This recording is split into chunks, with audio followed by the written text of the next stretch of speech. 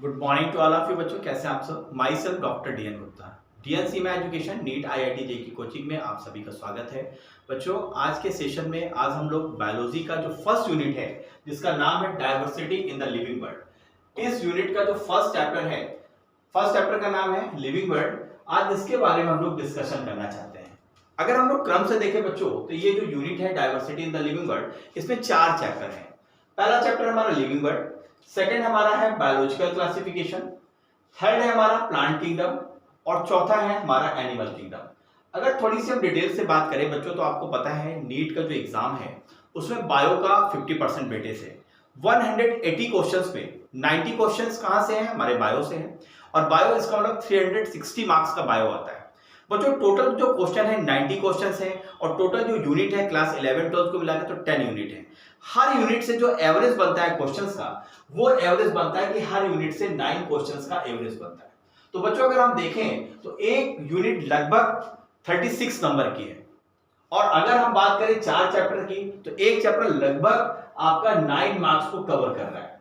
तो हर एक चैप्टर को आपको बायो में कवर करना है, एक एक स्टेप को आपको मजबूत करते हुए चलना है, जिससे आपको बायो में 90 में 86 87 क्वेश्चंस आप कर पाए।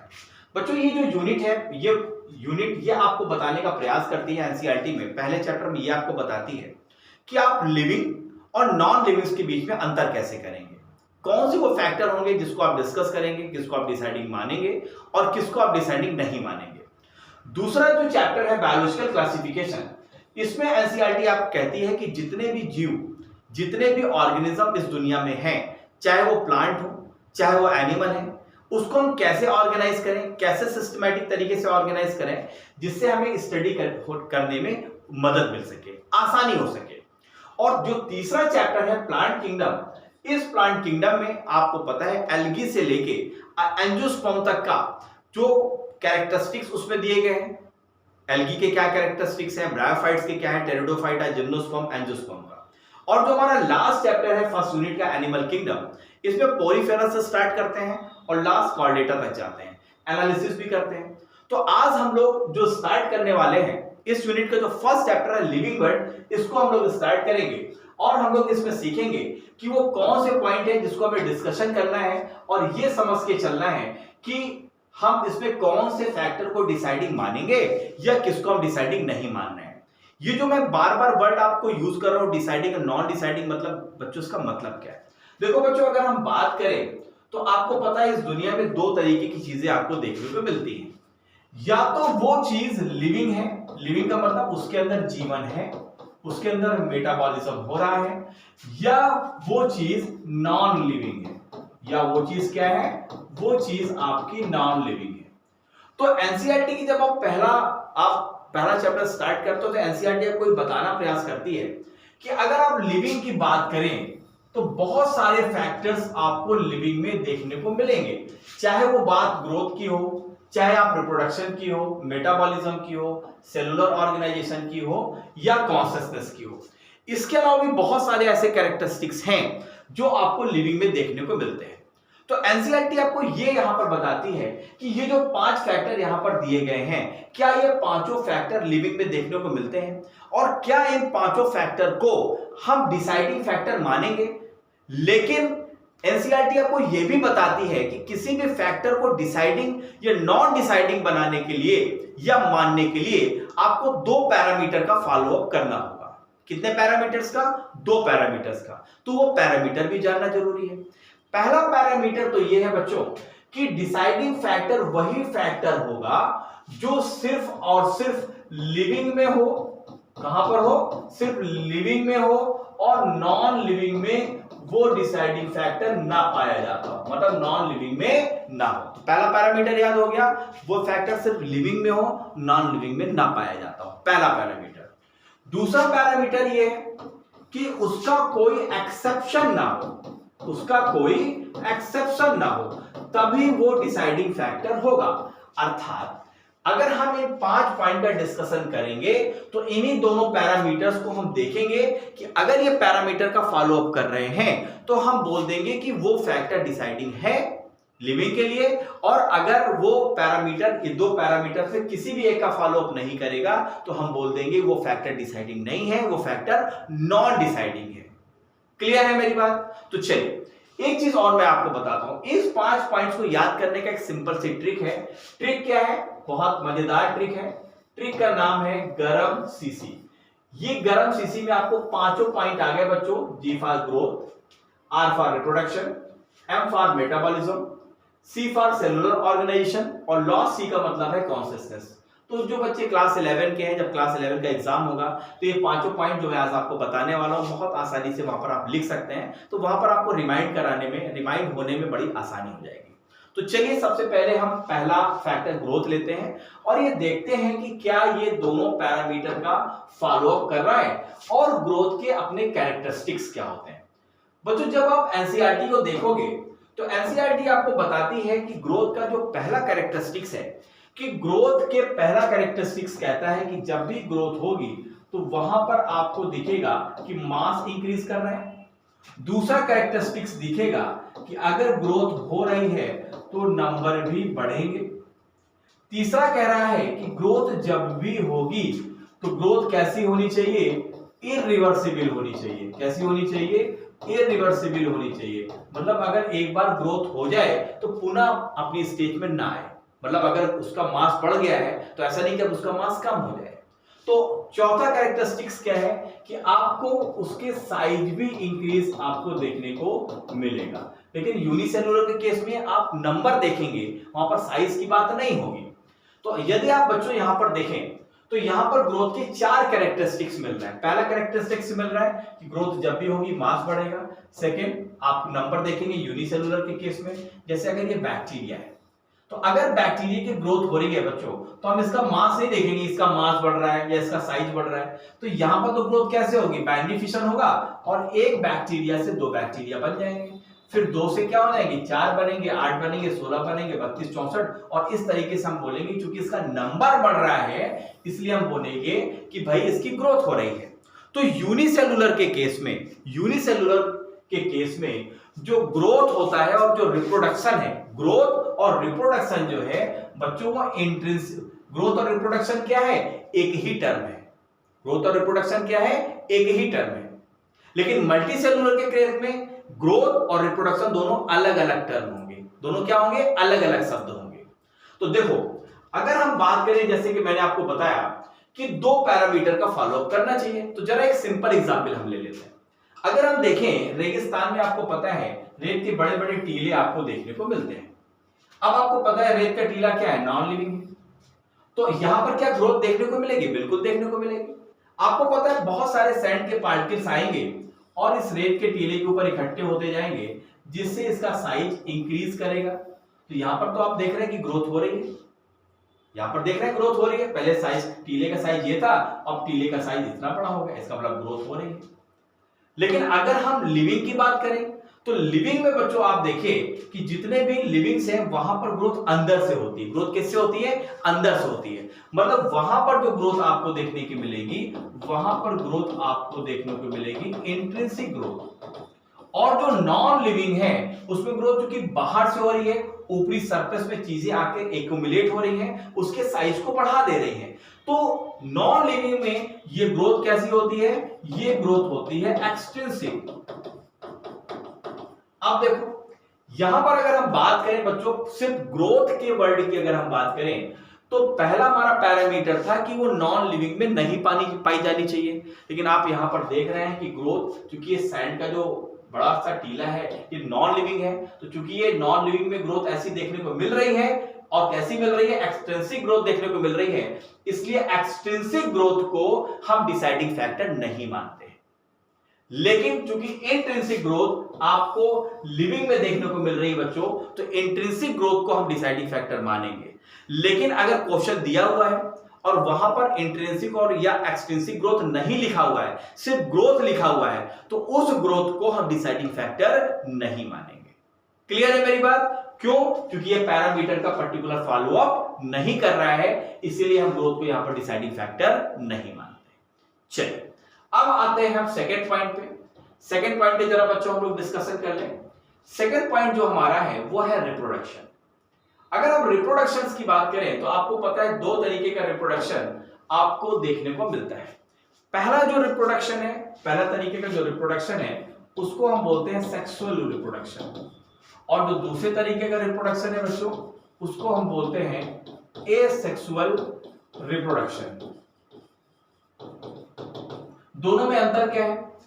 सेक्सुअल रिप्रोडक्शन के केस में आप देखिए मेल गैमीट फीमेल गैमीट के साथ फ्यूज करता है और प्रोजेनी आपको देखने को मिलती है, और जो प्रोजेनी है जो बच्चा आएगा वो कभी भी अपने पेरेंट्स के बिल्कुल एक जैसा नहीं होगा। अगर वो मेल है तो अपने बिल्कुल फादर जैसा नहीं होगा, अगर वो फीमेल है तो बिल्कुल अपनी मदर जैसी नहीं होगी। इसमें आपको वेरिएशंस देखने को मिलते हैं। क्या देखने को मिलते हैं? वेरिएशंस देखने को मिलते हैं। यस, लेकिन एसेक्सुअल रिप्रोडक्शन के केस में यहां पर कभी भी वेरिएशंस देखने को नहीं मिलते हैं। चाहे एसेक्सुअल रिप्रोडक्शन का टाइप बडिंग हो, जैसे आपको हाइड्रा के केस में देखने को मिलता है, ईस्ट के केस में देखने को मिलता है, या बहुत सारे अनएसेक्सुअल रिप्रोडक्शन है, आपको पता है। तो बच्चों अगर हम बात करें रिप्रोडक्शंस की तो अब हमें इस बात का यहां पे डिस्कशन करना है कि रिप्रोडक्शन को हम डिसाइडिंग फैक्टर मानेंगे या नहीं मानेंगे। तो पहला पैरामीटर क्या था कि अगर हम उसे डिसाइडिंग फैक्टर मान रहे हैं तो उसे कभी भी नॉन लिविंग में नहीं दिखना चाहिए। तो ये तो बात क्लियर है कि नॉन लिविंग में कभी भी रिप्रोडक्शन नहीं देखने को मिलता, तो पहला पैरामीटर तो ये पास कर ले गया। लेकिन जो दूसरा पैरामीटर है वो ये कहता है कि इसका कोई एक्सेप्शन नहीं होना चाहिए, तभी हम उसको डिसाइडिंग फैक्टर मानेंगे। अब जरा हम एक सिंपल सा एग्जांपल ले लेते हैं, जरा दूसरा पैरामीटर्स को जरा हम कस लेते हैं अपनी कसौटी पे। अगर हम बात करें, आपको पता है कि बहुत सारे ऐसे कपल होते हैं जो स्टेराइल होते हैं, मतलब जो बच्चे पैदा नहीं कर सकते, उसमें कुछ ना कुछ प्रॉब्लम है, अर्थात वे लिविंग तो हैं भाई, दोनों जिंदा तो हैं लेकिन वो रिप्रोडक्शन नहीं कर पा रहे। तो ये क्या हुआ, यहां पर ये एक्सेप्शन है, और दूसरा पैरामीटर क्या कह रहा है कि कोई एक्सेप्शन नहीं होना चाहिए। एक जरा एग्जांपल और ले लेते हैं। अगर दूसरा एग्जांपल ले, जैसे अगर हम बात करें स्टेराइल, आपको स्टेराइल बी आती है, हनी बी आपको पता है, स्टेराइल जो हनी बी होती है, जो वर्कर बी होती है, स्टेराइल होती है लेकिन लिविंग है, लेकिन वो भले ही रिप्रोडक्शन ना कर पाती हो। तीसरा एक बहुत अच्छा एग्जांपल है, आप तीसरा एग्जांपल आप जानते हैं म्यूल का। म्यूल आपको पता है कैसे बनता है, आपको पता है कि डंकी, जो डंकी है और प्लस हॉर्स के बीच में जब हम मेटिंग कराते हैं तो उससे डंकी बनता है। अब डंकी के पास रिप्रोडक्शन की पावर नहीं होती, जो म्यूल है, म्यूल को जिससे हम खच्चर बोलते हैं, इसके पास रिप्रोडक्शन की पावर नहीं होती, लेकिन लिविंग तो है। अब क्योंकि ये बहुत सारे एक्सेप्शन होने की वजह से ये दूसरे पैरामीटर का फॉलो अप नहीं कर रहा है बच्चों, इसी वजह से, दैट इज वाई, इसी वजह से हम रिप्रोडक्शंस को भी डिसाइडिंग फैक्टर नहीं मानते। क्या मेरी बात समझ में आ रही है आपको कि अगर रिप्रोडक्शन को डिसाइडिंग फैक्टर क्यों नहीं माना, जबकि रिप्रोडक्शन आपको सभी लिविंग थिंग्स में देखने को मिलता है, क्योंकि ये दूसरे जो पैरामीटर है उसका फॉलो अप नहीं कर रहा है। चलिए अब जरा हम तीसरे पॉइंट्स की बात कर लेते हैं बच्चों। तीसरा जो पॉइंट है, अगर हम तीसरे पॉइंट्स की बात करें, अगर हम नेक्स्ट पॉइंट की बात करें,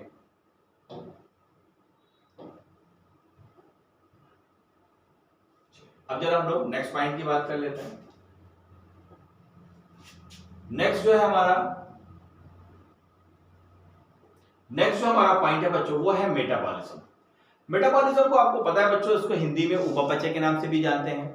और जितनी भी प्रोसेस एक लिविंग ऑर्गेनिजम्स के अंदर होती है, चाहे उस प्रोसेस में चीजें उसकी बॉडी के अंदर चाहे बन रही हो या चीजें बिगड़ रही हो, अगर बन रही हैं, अगर उसमें किसी चीज का निर्माण हो रहा है तो उस रिएक्शंस को हम बोलते हैं कि वो एनाबॉलिज्म हो रहा है। और कुछ ऐसी प्रोसेस होती है जिसमें चीजें टूटती हैं, बिगड़ती हैं, ऐसी सारी रिएक्शंस को हम बोलते हैं कैटाबॉलिज्म। तो अगर हम एक शब्द में बोलना चाहें तो मेटाबॉलिज्म क्या है, एनाबॉलिज्म प्लस कैटाबॉलिज्म का योग है, उसको हम बोलते हैं मेटाबॉलिज्म। ठीक है, अब अगर हम बात करें बच्चों लिविंग और नॉन लिविंग्स की, तो आपको पता है कि जितनी भी नॉन लिविंग हैं उसमें कभी भी आपको एनाबॉलिज्म या कैटाबॉलिज्म देखने को नहीं मिलता, कभी भी मेटाबॉलिज्म आपको देखने को नॉन लिविंग में नहीं मिलता। तो जो पहला पैरामीटर है कि वो नॉन लिविंग में नहीं मिलना चाहिए, उस पैरामीटर का फॉलो अप करता है। इसलिए हम कह सकते हैं कि मेटाबॉलिज्म डिसाइडिंग फैक्टर है। लेकिन इसको कहने के पहले हमें दूसरा पैरामीटर भी देखना होगा। दूसरा पैरामीटर कहता है कि इसका कोई भी एक्सेप्शन नहीं होना चाहिए। तो बच्चों आपको पता है कि जितने भी लिविंग ऑर्गेनिज्म इस दुनिया में है, सभी लिविंग ऑर्गेनिज्म के अंदर आपको मेटाबॉलिज्म प्रोसेस देखने को मिलेगी और इसी प्रोसेस की वजह से ही जीवन चलता है। अब इसका कोई एक्सेप्शन भी नहीं है। तो यहां पर यह बात क्लियर है, क्योंकि ये दोनों पैरामीटर का फॉलो अप कर रहा है, इसलिए मेटाबॉलिज्म को हम डिसाइडिंग फैक्टर मानते हैं। क्लियर है बच्चों? तो हमने ग्रोथ और रिप्रोडक्शन को डिसाइडिंग फैक्टर नहीं माना, लेकिन मेटाबॉलिज्म को हमने डिसाइडिंग फैक्टर माना है। चलिए नेक्स्ट पॉइंट की ओर बढ़ते हैं। अगर हम नेक्स्ट पॉइंट की ओर बढ़े तो जो नेक्स्ट पॉइंट है बच्चों हमारा, वो है सेलुलर ऑर्गेनाइजेशन। सेलुलर ऑर्गेनाइजेशन का मतलब क्या है? अगर आप यूनिसेलुलर से आप देखें, चाहे वो प्रोकैरियोट हो या वो यूकैरियोट हो, सभी के सभी जो स्ट्रक्चरल और फंक्शनल यूनिट है वो क्या है बच्चों? वो है सेल। चाहे आप प्रोकैरियोट देख लीजिए, चाहे आप यूकैरियोट देख लीजिए। अब आप देखिए, जब नंबर ऑफ सेल्स एक ग्रुप बनाते हैं तो हम इसको बोल देते हैं कि टिश्यू बन गया। टिश्यू जब मिलते हैं तो क्या बनाते हैं? वो ऑर्गेन बनाते हैं। कई ऑर्गेन मिलके क्या बनाते हैं? ऑर्गेन सिस्टम को बना लेते हैं। और कई ऑर्गेन सिस्टम मिला के किसी इंडिविजुअल या किसी ऑर्गेनिज्म का कारण बनता है, जिसकी वजह से इंडिविजुअल सरवाइव कर रहा है। अब यहां पर देखिए बच्चों, अगर लिविंग और नॉन लिविंग्स की हम बात करें, लिविंग या हम नॉन लिविंग्स की बात करें, तो जितने भी नॉन लिविंग्स मटेरियल इस दुनिया में हैं, कोई भी सेल के बने नहीं हैं। लेकिन जितने भी लिविंग थिंग्स हैं इस दुनिया में, सभी के सभी सेल के बने हैं। वायरस को हम नहीं मानते, वायरस को क्या मानते हैं? एसेलुलर बोलते हैं, ठीक है। लेकिन यहां पर आप देखिए, जितने भी लिविंग हैं सभी के सभी सेल के बने हैं। अब जरा दोनों पैरामीटर पर हम कस लेते हैं। पहला पैरामीटर कहता है कि कभी भी वो फैक्टर नॉन लिविंग में नहीं पाया जाना चाहिए। तो यस, इसका फॉलो अप कर रहा है, कोई भी नॉन लिविंग चीज सेल की नहीं बनी है। और दूसरा कह रहा है कि उसका कोई एक्सेप्शन नहीं होना चाहिए। तो बात बिल्कुल क्लियर है, जितने भी लिविंग थिंग्स हैं सभी के सभी सेल के बने हैं और सेल ही उनकी स्ट्रक्चरल और फंक्शनल यूनिट है और इसका कोई एक्सेप्शन नहीं है। इसी वजह से सेलुलर ऑर्गेनाइजेशन को हम लोग डिसाइडिंग फैक्टर मानते हैं।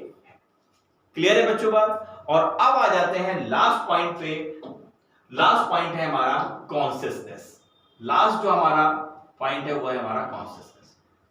कॉन्शियसनेस का बच्चों मतलब होता है कि अगर कोई ऑर्गेनिज्म है तो उसके जो सराउंडिंग एनवायरनमेंट है, अगर कोई स्टिमुलाई आ रहे हैं तो उसके प्रति वो कैसा रिस्पांस देता है, रिस्पांस देता है या नहीं देता है। तो कॉन्शियसनेस का मतलब होता है हमारे सराउंडिंग एनवायरनमेंट के प्रति हम कैसा रिस्पांस देते हैं। जो हम रिस्पांस देते हैं उसी को हम बोलते हैं कॉन्शियसनेस।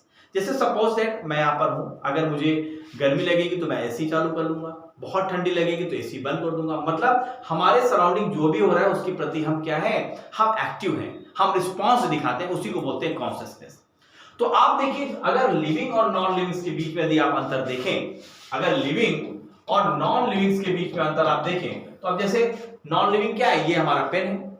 तो पेन में अगर चाहे भले ही चाहे जितनी ठंडी या गर्मी हो इस कमरे के अंदर, इस पेन को कोई फर्क पड़ने वाला नहीं है। लेकिन अगर यही चीज कोई लिविंग ऑर्गेनिज्म होता, वहां पर कोई टेम्परेचर बढ़ता या कोई चीज फैक्टर बढ़ता, तो निश्चित रूप से बच्चों को रिस्पांस दिखाता। और कभी भी नॉन लिविंग चीज में आपको कॉन्शियसनेस की जो कैरेक्टरिस्टिक्स है वो देखने को नहीं मिलेगी। जो आपको कॉन्शियसनेस की कैरेक्टरिस्टिक्स मिल रही है वो एक्चुअली है क्या? वो ह्यूमन के द्वारा ही बनाई गई इंटेलिजेंस है, उसको हम नहीं कंसीडर करेंगे। यहां पर हम ऑर्गेनिजम्स की बात कर रहे हैं। तो यहां पर देखिए, क्योंकि पहला पैरामीटर क्या कहता है कि वो कभी भी फैक्टर नॉन लिविंग में नहीं मिलेगा। तो पहला पैरामीटर फॉलो अप कर रहा है, कॉन्शियसनेस आपको कभी भी नॉन लिविंग में देखने को नहीं मिलेगी। और दूसरा पैरामीटर था कि वो आपको कभी भी उसका कोई एक्सेप्शन नहीं होना चाहिए। तो बच्चों कोई एक्सेप्शन नहीं है, जितने भी लिविंग ऑर्गेनिज्म इस दुनिया में हैं सभी के सभी रिस्पांस दिखाते हैं। ये उसका बहुत बड़ा कैरेक्टरिस्टिक्स है। इसलिए कॉन्शियसनेस को भी विदाउट एक्सेप्शन, हम कॉन्शियसनेस को भी हम डिसाइडिंग फैक्टर मानते हैं। तो ओवरऑल देखें तो हम लोग ने 5 फैक्टर्स की यहां पर बात करी। पहला फैक्टर था हमारा ग्रोथ, दूसरा था हमारा रिप्रोडक्शन, तीसरा था हमारा मेटाबॉलिज्म, चौथा था सेलुलर ऑर्गेनाइजेशन और पांचवा था कॉन्शियसनेस। इसमें से ग्रोथ और रिप्रोडक्शन आपके डिसाइडिंग फैक्टर नहीं थे, लेकिन मेटाबॉलिज्म और सेलुलर ऑर्गेनाइजेशन और कॉन्सियसनेस डिसाइडिंग फैक्टर थे। ये दो फैक्टर इसलिए नहीं थे क्योंकि ये दोनों पैरामीटर्स में उसका फॉलोअप नहीं कर रहे थे, और इन तीनों ने चूंकि दोनों पैरामीटर्स का फॉलोअप किया, इसी वजह से हम इन तीनों को, मेटाबॉलिज्म को, सेलुलर ऑर्गेनाइजेशन को और कॉन्सियसनेस को डिसाइडिंग फैक्टर मानते हैं। तो बच्चों चलिए यहां पर हम लोग सेशन को क्लोज करते हैं। आज के सेशन में हम लोगों का जो diversity in the living world first unit है, उसमें से लगभग हम लोगों ने 40% चैप्टर्स को कंप्लीट कर लिया है। नेक्स्ट सेशन में बच्चों इस चैप्टर से आगे का हम लोग डिस्कशन करेंगे, और जो बच्चे नीट की तैयारी करना चाहते हैं, आपको पता है हमारा जो इंस्टीट्यूट है डीएनसीएम एजुकेशन, वो फतेहपुर में राधानगर में है। आप आके यहाँ पर ट्रायल क्लासेस ले सकते हैं, प्रॉपर ऑफलाइन क्लासेस चलती हैं, और जो चीजें हम लोग यहाँ पर पढ़ाते हैं आपको वीडियो लेक्चर्स के रूप में भी देते हैं, जिससे आप 3-4 बार जाके घर पर रिवाइज कर पाए।